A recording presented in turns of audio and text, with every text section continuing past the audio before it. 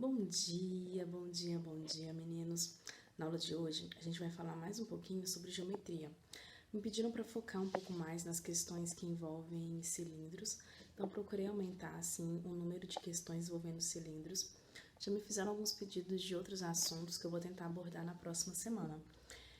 Eu continuo pedindo a vocês, me mandem assuntos, temas que vocês querem discutir, assuntos que vocês gostariam de ver mais, que eu vou procurar trazer nas nossas aulas aquilo que vocês estiverem me pedindo, tá bom? Ao longo dos vídeos, vamos tentar fazer mais ou menos a dinâmica que a gente faz na sala de aula. Quando eu ler a questão, pausa o vídeo, tenta pensar qual seria o seu raciocínio para resolver essa questão. Tenta seguir a sua lógica, vai que a sua lógica está correta. E aí, se você pensou diferente de mim, vai lá no fórum e me conta qual foi o seu pensamento, se ele deu certo, comenta aquilo que você tentou fazer e não deu certo também, que talvez eu consiga te mostrar onde que foi o problema, qual foi o erro, né? Vamos tentar melhorar aquilo que você já está fazendo, tá certo? Quando vocês virem esse vídeo, no horário da aula, vai lá no fórum e coloca presente para eu poder validar quem é que estava realmente participando da nossa aula no horário, tá certo? Vamos para a primeira questão? Uma empresa especializada em embalagens de papelão recebeu uma encomenda para fabricar caixas para um determinado modelo de televisor, como o da figura. A embalagem deve deixar uma folga de 5 centímetros em cada uma das dimensões. Esta folga será utilizada para proteger a televisão com isopor. O papelão utilizado na confecção das caixas possui uma espessura de 0,5 centímetros. A empresa possui 5 protótipos de caixa de papelão, na forma de um paralelepípedo reto retângulo, cujas medidas externas, comprimento, altura e largura em centímetro, são respectivamente iguais a, na caixa 1, 68 por 50 por 18,5, caixa 2, 68,5 por 50,5 por 19, caixa 3, 72,5 por 54,5 por 23.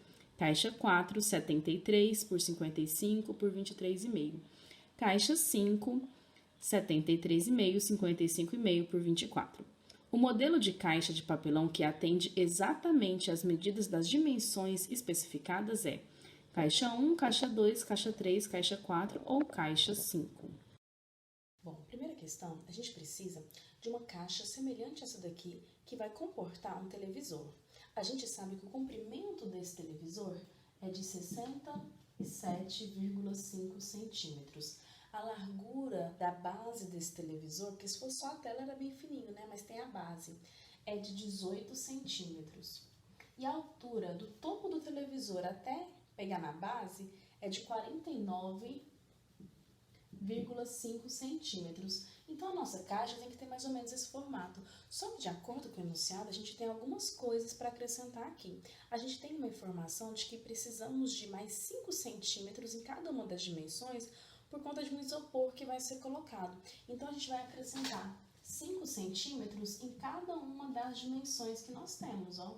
Em todas elas, a gente está acrescentando 5 centímetros. Só que, além disso, ele ainda me diz que o papelão que vai ser utilizado nas caixas tem uma espessura de meio centímetro. Então, pensa, quando eu olho aqui para essa face, eu tenho que aumentar meio centímetro nessa lateral e meio centímetro nessa outra. Então, eu estou aumentando 1 centímetro, concorda?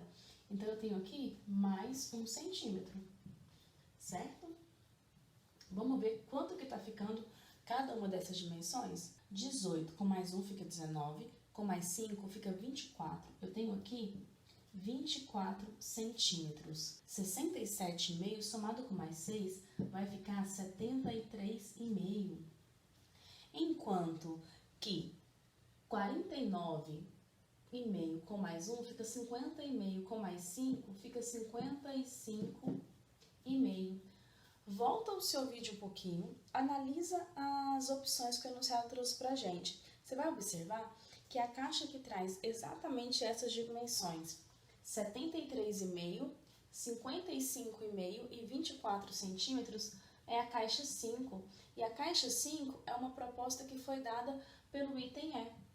Então, o item E é a nossa resposta correta. Dúvida? Se tiver problema, fala comigo lá no fórum, tá bom? Uma construtora pretende conectar um reservatório central RC em formato de um cilindro, com raio interno igual a 2 metros e altura interna igual a 3,30 metros, a 4 reservatórios cilíndricos auxiliares, R1, R2, R3 e R4, os quais possuem raios internos e alturas internas medindo 1,5 metros. As ligações entre o reservatório central e os auxiliares são feitas por canos cilíndricos com 0,10 metros de diâmetro interno e 20 metros de comprimento, conectados próximos às bases de cada reservatório.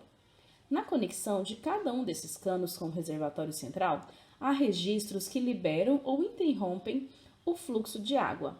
No momento em que o reservatório central está cheio e os auxiliares estão vazios, abrem-se os 4 registros e, após algum tempo, as alturas das colunas de água nos reservatórios se igualam assim que cessa o fluxo de água entre eles, pelo princípio dos vasos comunicantes. A medida em metro das alturas das colunas de água nos reservatórios auxiliares após cessar o fluxo de água entre eles é 1,44, 1,16, 1,10, 1 ou 0,95 metro. Nós temos aqui nessa questão uma história sobre 5 cilindros, 5 reservatórios no formato cilíndrico. Nós temos primeiro um reservatório central, que é o que eu indiquei aqui um pouquinho maior. Esse reservatório central, a gente tem a informação que ele tem um raio de 2 metros e uma altura de 3,3 metros. Vamos calcular qual seria o seu volume? Para a gente calcular o volume de um cilindro, a gente faz, eu vou chamar aqui de V de C, que é o reservatório central. Nós teremos π vezes R ao quadrado. πr ao quadrado é a área da base e a gente multiplica isso pela altura, certo? Substituindo o que nós temos, a gente pode falar que esse volume central seria π vezes 2 ao quadrado vezes 3,3. No enunciado aparece 3,30, eu posso usar 3,3. O meu volume central vai ser o resultado de 4 vezes 3,3, que vai dar 13,2. Mantenho o π, porque o enunciado não me pediu para substituir o valor de π, certo? Então, agora, presta atenção. Ele me deu informações no enunciado a respeito dos canos. Vamos imaginar o desenho dos canos mais ou menos assim, ó. Vou colocar esses canos em pé, certo? A gente tem o desenho dos canos.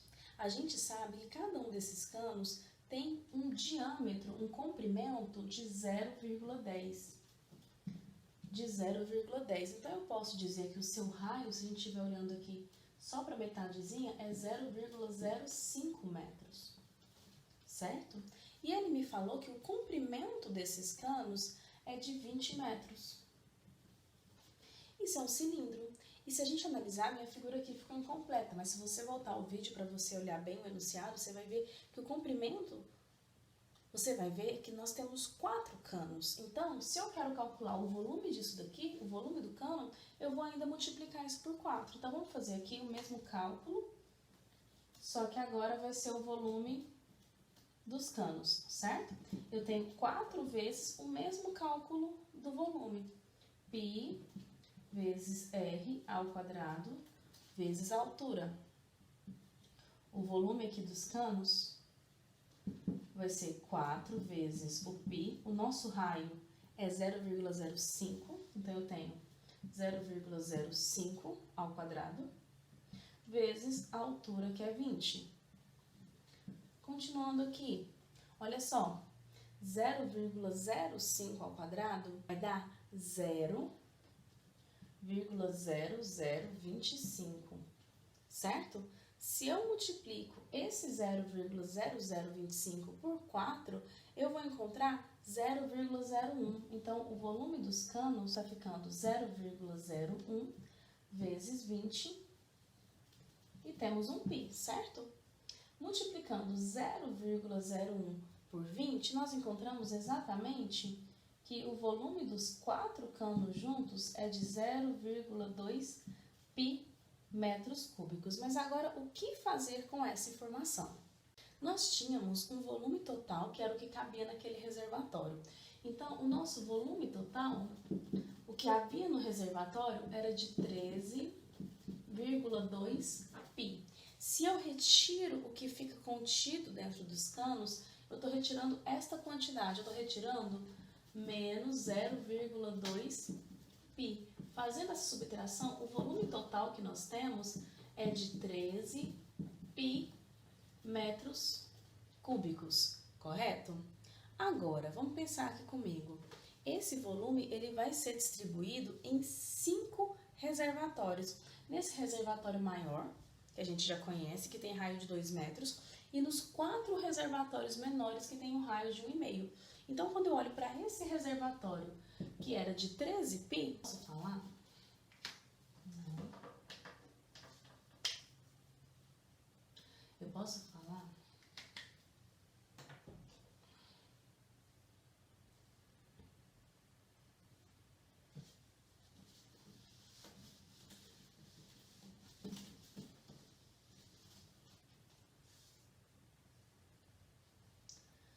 Eu posso falar que esses 13 π, eles correspondem ao volume do reservatório central, mais o volume dos reservatórios menores multiplicado por 4, já que nós temos 4 reservatórios menores, certo?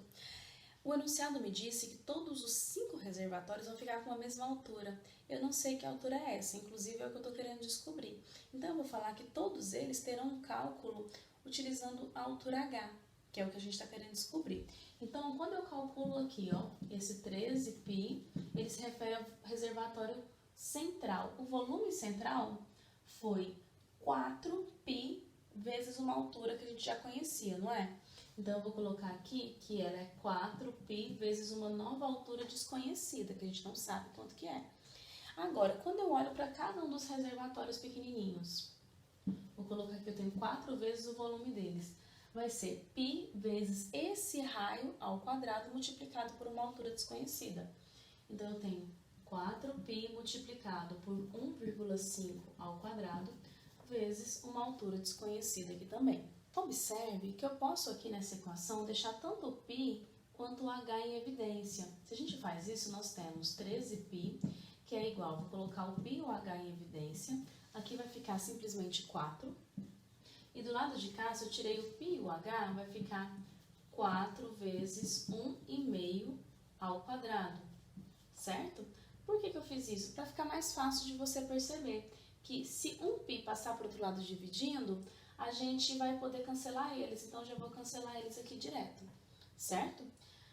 Vamos analisar o que está sobrando aqui dentro desse parênteses. Se eu faço 4 multiplicado por 1,5, isso vai dar 9.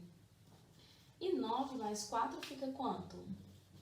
Acredito que você sabe, hein? Isso está ficando 13H, né? 9 mais 4, 13H. Passo 13 dividindo, você pode concluir que essa altura seria de 1 metro. E 1 metro é a resposta que me foi dada pela alternativa D. Dúvida? Pensou em seguir esse caminho? Pensou em seguir um caminho diferente? Fala comigo lá no fórum, tá bom? A manchete demonstra que o transporte de grandes cargas representa cada vez mais preocupação quando feito em vias urbanas. Caminhão entala em viaduto no centro. Um caminhão de grande porte entalou embaixo do viaduto no cruzamento das avenidas Borges de Medeiros e Loureiro da Silva, no sentido centro-bairro, próximo à Ponte de Pedra, na capital. Esse veículo vinha de São Paulo para Porto Alegre e transportava 3 grandes tubos, conforme ilustrado na foto. Considere que o raio externo de cada cano da imagem seja 0,60 metros e que eles estejam em cima de uma carroceria cuja parte superior está a 1,30 metros do solo. O desenho representa a vista traseira do empilhamento dos canos. A margem de segurança recomendada para que um veículo passe sob um viaduto e que a altura total do veículo com a carga seja no mínimo 0,50 metros menor do que a altura do vão do viaduto. Considere 1,7 como aproximação para a raiz de 3. Qual deveria ser a altura mínima do viaduto em metro para que esse caminhão pudesse passar com segurança sob seu vão? 2,82, 3,52, 3,70, 4,02 ou 4,20? Vamos lá, pessoal. Se a gente analisar os 3 canos que estavam por cima do caminhão, a gente tem a sua imagem mais ou menos semelhante com esses 3 círculos que nós temos aqui. Nós estamos interessados em saber qual deveria ser o tamanho do viaduto, né? A altura dele. Então, a gente precisa levar em consideração os valores que nós temos envolvidos nessa questão. Se a gente analisar a altura do caminhão, o caminhão está a uma distância do solo de 1,3 metros, certo? E a gente quer que ele passe com uma margem de segurança. Essa margem de segurança tem que ser de, aqui em cima, 0,5 metros, para garantir que esse tipo de acidente não aconteça. E aí a gente tem algumas informações aqui. A gente sabe que o raio aqui é de 0,60 metros, ou 0,6. Então, se eu analiso isso bem aqui, eu tenho como está representado no enunciado 0,6 e 0,6. Se a gente continuar unindo os centros, olha só, aqui embaixo também apareceu 0,6 e 0,6. E aqui também aparece a mesma medida, 0,6 e 0,6. A união de todos esses raios formou o desenho de um triângulo equilátero, certo? A gente sabe, essa altura que está passando bem aqui, ela é de 0,6 metros, certo? Se eu olhar essa altura que está aparecendo bem aqui, é a mesma que aparece do lado de cá. Ela também é um raio, ela é de 0,6 metros. Mas eu não conheço aqui qual seria a altura deste triângulo. Essa é a altura que eu preciso descobrir. Vamos analisar esse triângulo separadamente. Nós temos aqui um triângulo que é equilátero. A gente conhece as suas medidas. Ó, se eu pego essa lateral, 0,6 com 0,6, eu tenho uma lateral que está medindo 1,2 metros. Se eu analiso aqui embaixo, cada metade dele é 0,6, né? Por que aqui embaixo eu estou dividindo ele em duas partes? Porque a gente está interessado em saber a altura. E essa altura no triângulo equilátero vai justamente dividir a base em duas partes iguais. Então, nós temos aqui no meio um H. Desconsidere esse triângulo que ficou para cá e vamos concentrar só nessa metadinha aqui. Eu tenho um triângulo retângulo. Eu sou capaz de descobrir essa altura? Eu posso aplicar o Teorema de Pitágoras. Se eu aplico o Teorema de Pitágoras, a minha hipotenusa é 1,2, ele vai vir ao quadrado, e isso vai ser igual a 0,6 ao quadrado mais H ao quadrado. 1,2, 12 vezes 12 é 144, né? 1,2 vezes 1,2 vai ficar 1,44. Se eu fizesse 6 vezes 6, daria 36. Mas eu tenho 0,6, né? Vai ficar duas casas após a vírgula. Então, eu tenho 0,36 mais H ao quadrado.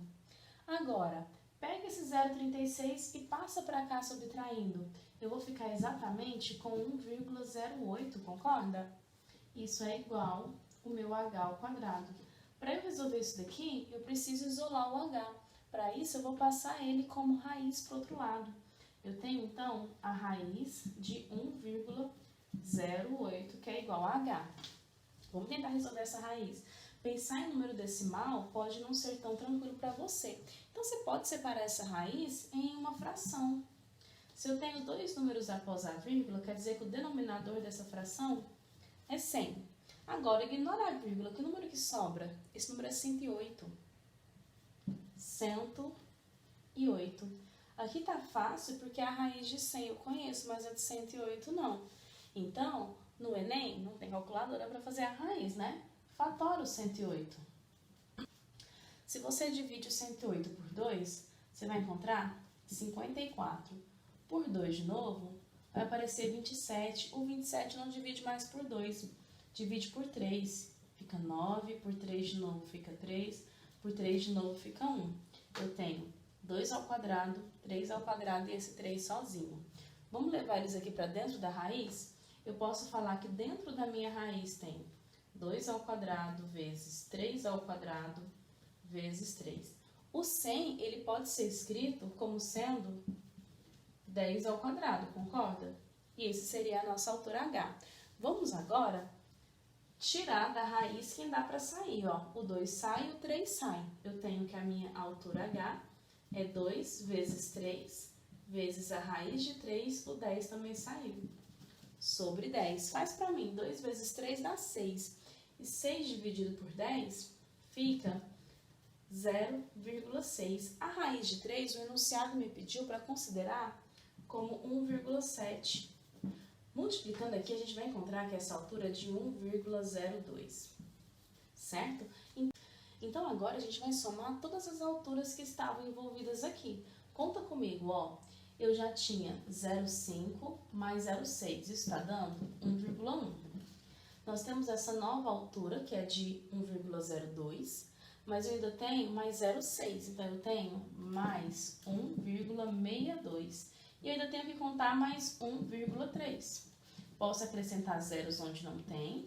Na hora que eu somar, eu tenho um 2 aqui embaixo. 6 com mais 1 fica 7, com mais 3 fica 10. Então, eu coloco o 0 e sobe mais 1. Posso descer a vírgula. Soma todos esses números uns e você vai encontrar 4. Esta deveria ser a altura segura para o viaduto, para que o caminhão pudesse passar em segurança sem correr nenhum risco. Essa resposta apareceu na alternativa D. E aí, conseguiu pensar nessa resolução? Chegou no caminho certo? Pensou de outra maneira? Conta pra mim lá no fórum, tá bom? Em regiões agrícolas, é comum a presença de silos para armazenamento e secagem da produção de grãos, no formato de um cilindro reto, sobreposto por um cone e dimensões indicadas na figura. O silo fica cheio e o transporte dos grãos é feito em caminhões de carga cuja capacidade é de 20 metros cúbicos. Uma região possui um silo cheio e apenas um caminhão para transportar os grãos para usinas de beneficiamento. Utilize 3 como uma aproximação para π. O número mínimo de viagens que o caminhão precisará fazer para transportar todo o volume de grãos armazenado no silo é: letra A, 6, B, 16, C, 17, D, 18 ou E, 21. Nessa questãozinha, a gente precisa fazer a análise de duas figuras diferentes. Nós temos aqui informações sobre um cilindro e sobre um cone. A gente vai precisar fazer o volume de cada um deles separado. Então, vamos começar pensando aqui no volume do nosso cilindro. O volume do cilindro é dado pela área da base, πr², multiplicado pela sua altura. Então, o volume do cilindro seria... O enunciado me pediu para trocar o π por 3, né? Então, eu tenho 3 vezes o raio ao quadrado. O raio do cilindro também é 3, então eu tenho 3 ao quadrado, vezes a altura do cilindro, que é 12. Certo?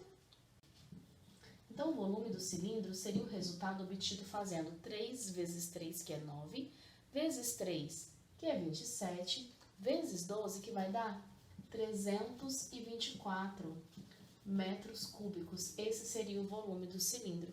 E como é que a gente faz o cálculo do volume do cone? Você lembra? O volume do cone, ele é muito parecido com o volume do cilindro. Ele também começa com a área da base, que é π vezes r², vezes a altura. É a mesma fórmula do cilindro, só que aqui você divide por 3. Então, você tem tudo isso dividido por 3, certo? Então, o volume do cone, eu também posso trocar o π por 3. O raio aqui é exatamente o mesmo do cilindro, tá bom? Então, também tenho 3 ao quadrado. E a altura dele é 3 de novo, né? Então, temos um monte de números 3 aqui. A gente pode cancelar, por exemplo, esse primeiro 3 com esse de baixo. Olha o que sobrou pra gente. 3 ao quadrado é 9 vezes 3, 27. Então, o volume do cone seria 27 metros cúbicos. A gente sabe que esse silo está cheio, ele está lotado.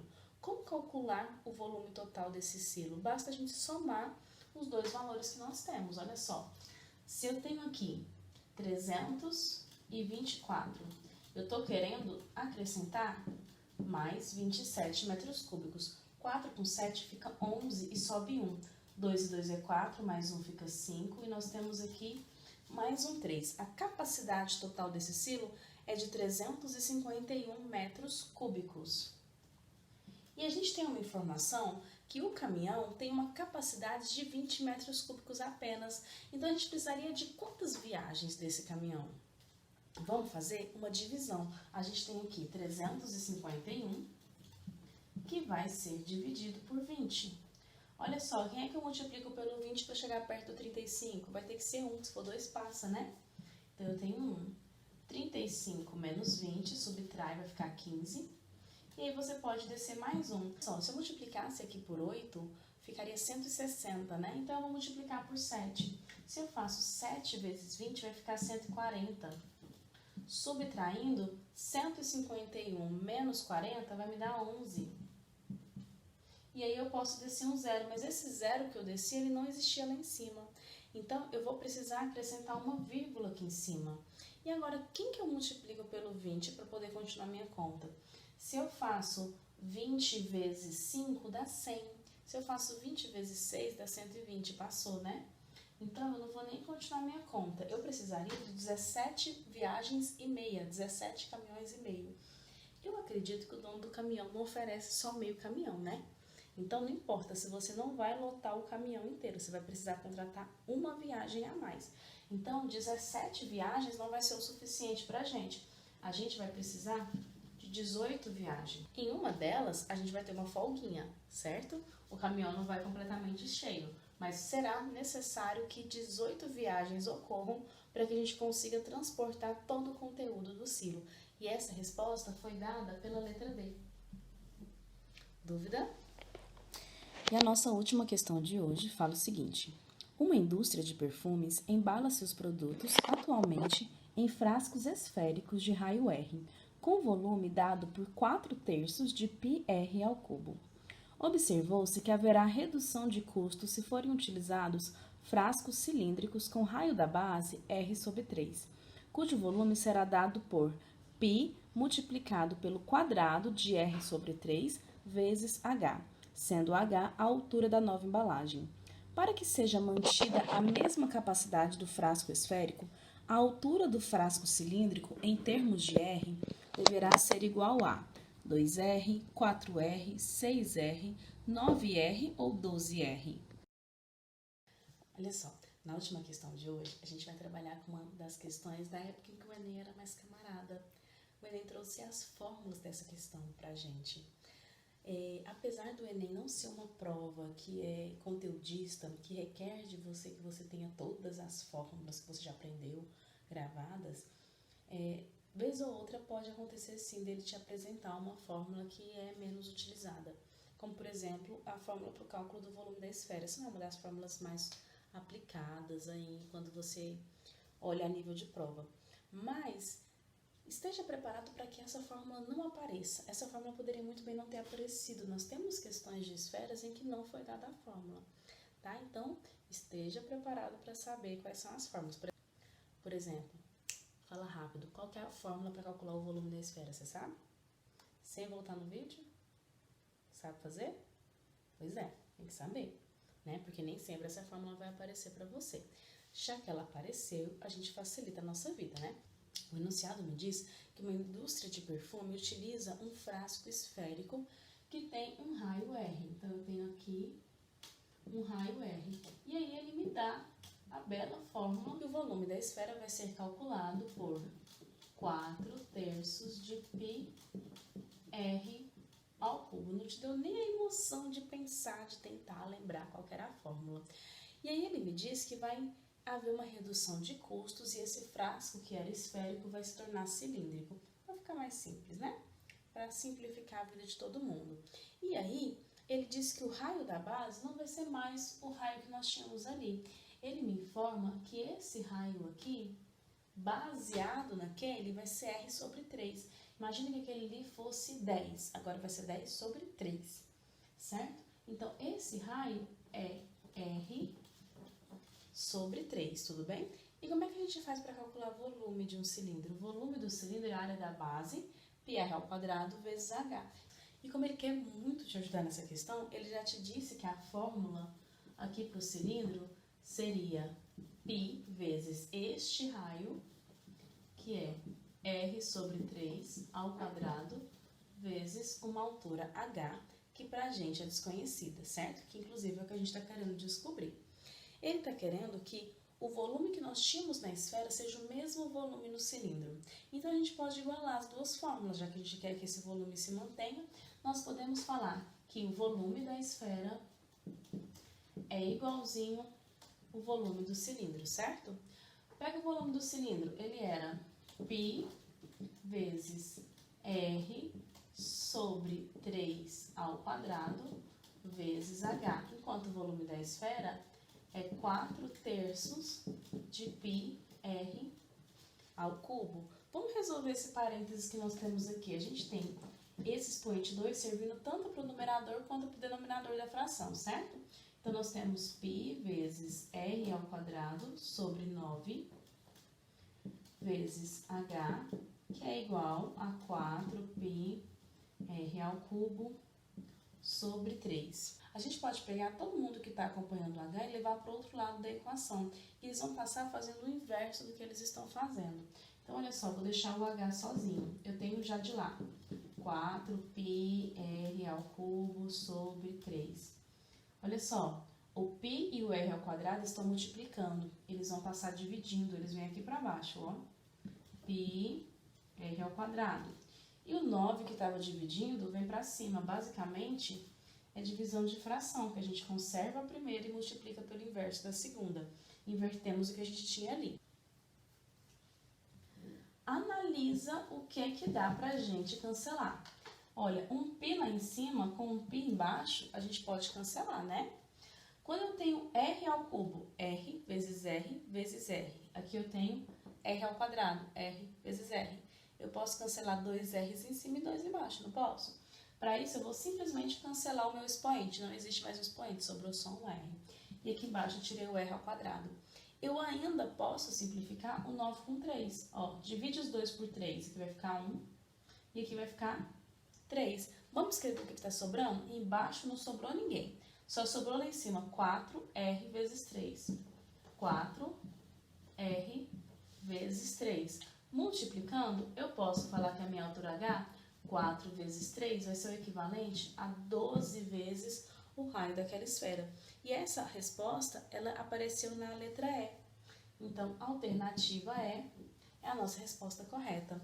Galera, já me pediram questões sobre razão, proporção e porcentagem. Vou trazer questões sobre isso. E me pediram questões sobre números complexos. Sobre números complexos a gente quase não tem, mas eu vou tentar resgatar aquilo que a gente tem para a gente poder usar, tá bom? Mas peçam para mim lá no fórum o que mais vocês querem, que eu vou separar com muito carinho para a gente trabalhar. Por hoje é só, e semana que vem a gente conversa mais um pouco.